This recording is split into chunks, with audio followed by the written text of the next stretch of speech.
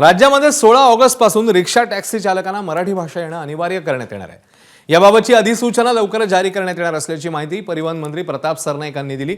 यापूर्वीच सरकारने याबाबत निर्णय जाहीर केला आणि त्याची अंमलबजावणी केली जाणार असल्याचं स्पष्ट करण्यात आलं। रिक्षा आणि टॅक्सी चालकांना मराठी शिकवण्यासाठी सरकारकडून प्रशिक्षणाची सुविधा उपलब्ध करून देण्यात आली आहे। त्यामुळे चालकांनी या प्रशिक्षणाचा लाभ घ्यावा आणि 16 ऑगस्ट पूर्वी मराठी भाषेचं आवश्यक ज्ञान आत्मसात करावं असं आवाहन करण्यात आलं आणि मराठी भाषा सक्तीची आठवण ही करून देण्यात आली आहे।